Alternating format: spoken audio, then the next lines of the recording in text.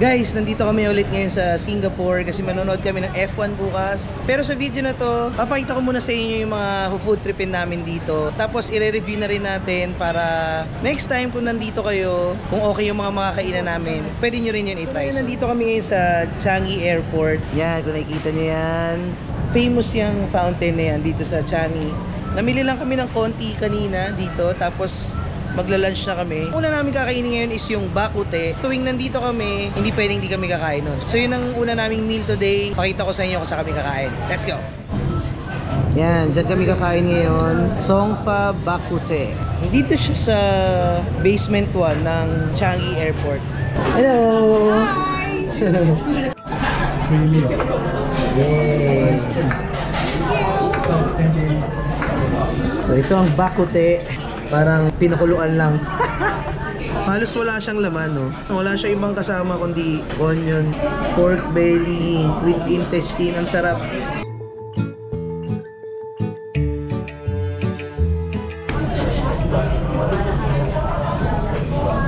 Sarap.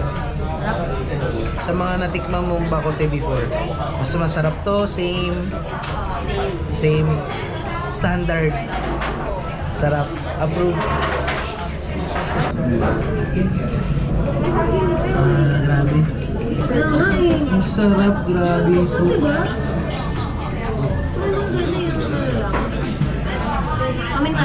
Ang sarap. Hindi ko alam paano nangyayari yun kasi halos wala siyang laman eh, no? May something eh. Oh, sobrang sarap. Spices lang. Spices. Yung spices yung secret dito. The best. Try nyo to. Pork intestine. For sure masarap to. Diba? Nagulat nga rin ako, nakatulaw. Ang lambot tapos sobrang lasa. Medyo malapit siya sa pares natin. Okay. Good to. Ang pasarap.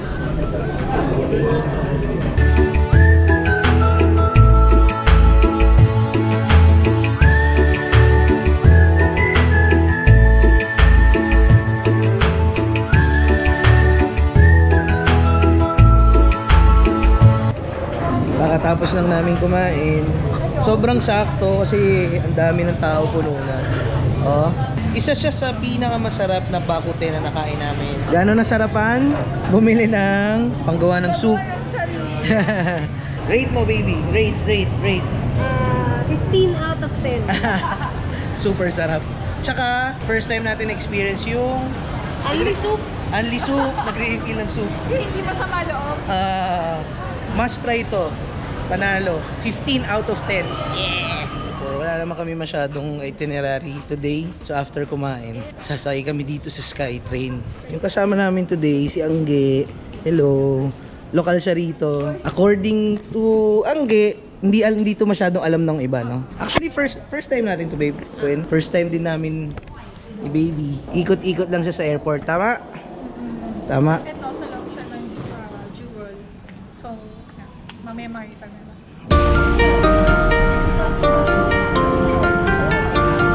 Red Bull! Let's go!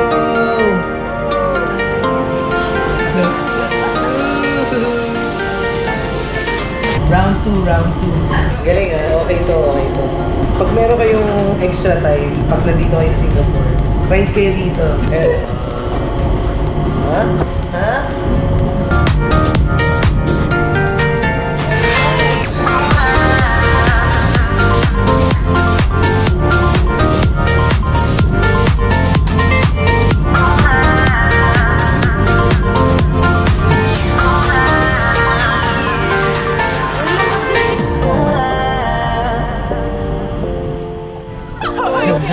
Order yan.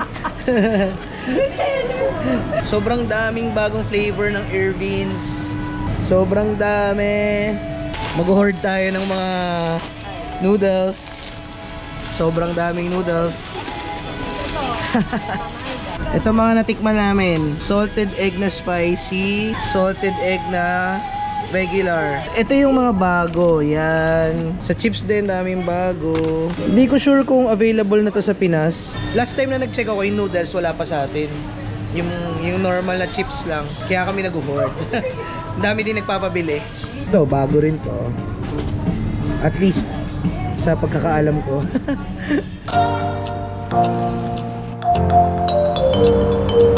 So, second day namin yun. Kakain muna kami ng breakfast.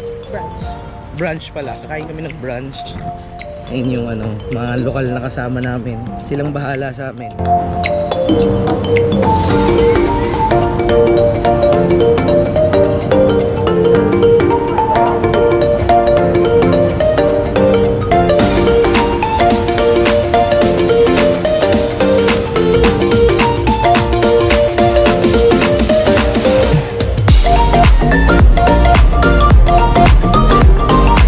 May available na stingray. Last year, October, nandito din kami.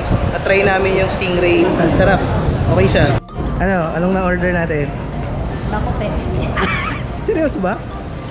What? Tsaka mi goreng. Bakote. Mi goreng. Bakote na naman. Pero you can never go wrong with bakote.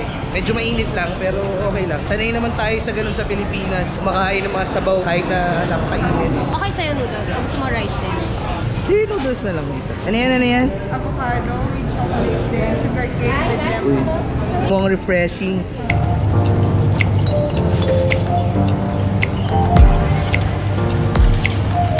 Thank you. Ito ang mga in-order namin. Hokkien mee, walang kamatayang bakute, pero yung ibang version. Seafood, fried rice, then laksa. Woo! Laksa siya, pero mukha siyang dry na creamy. Sarap. Yung pagka-dry niya mukhang sinadya or late natin nakuha? Mukhang pa-dry talaga. Mukhang pa-dry na. Pero masarap. Mukhang sinadya. Feeling ko feeling. Masarap, manghang. Sarap. Parang ngayon lang ako na-try ng laksa na manipis yung noodles. Di ba, no? Pero masarap. Masarap. Fresh pa yung pagkakakain mo nung kahapon eh. O yun siya. Mas matamis. Mas matamis. Iba nga to, merong mushroom. O may mushroom tsaka merong parang tofu ba to? Oo, iba siya. May konting tamis nga, no? Masarap din, pero ako mas bet ko yung Yung maanghang? mas bet ko yung kahapon. Yung maanghang. Yung clear, yung mas clear yung sabaw. Mas simple yung kahapon. Yung Masarap pinakuluan din lang. siya, masarap din. For me, para siyang magkaibang totally. Alam mo yun? Sugar cane. Sarap. Refreshing. Hindi ko alam kung ano yung expect ko kasi tagal na nung last na kain ko. Tsaka sa Pinas yun. Hindi ko alam kung gaano ka-legit yung sa Pinas.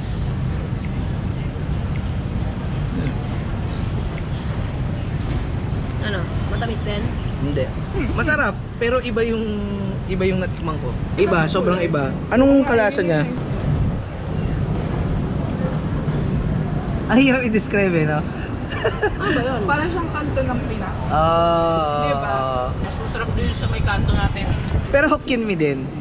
Ibang klase. Ibang klase. Ano Okay. parang yung yung kalasa nung sa Pinas na matataba din yung noodles. Canton yun, Pansit diba? Canton. Binibili ko sa may Hindi nahalo sa biko.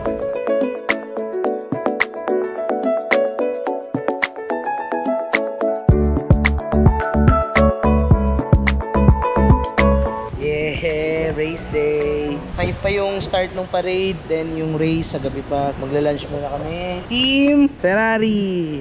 Let's go. Go Carlos Sainz! Team Red Bull. Kahit sino sa inyong dalawa. Happy birthday. Yan. Birthday niya, kaya dito kami kakain. Favorite steakhouse daw nila to. Oh, may view ng Marina Bay Sands. Okay, ganda na itong lugar. So, on this side, Team Ferrari. Dito, Team Red Bull. Happy birthday! Wish ko sa inyo, manalo ang mga teams nyo. Ang wish ko, sana hindi galingan ni Max. Ang yabang, no?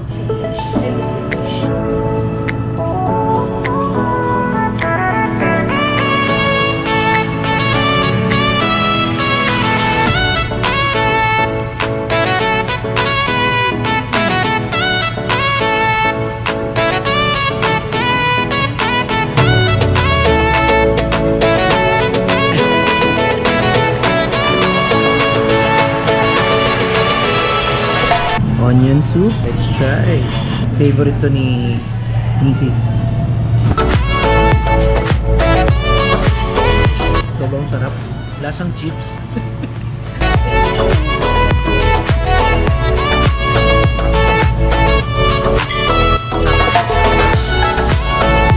Main course.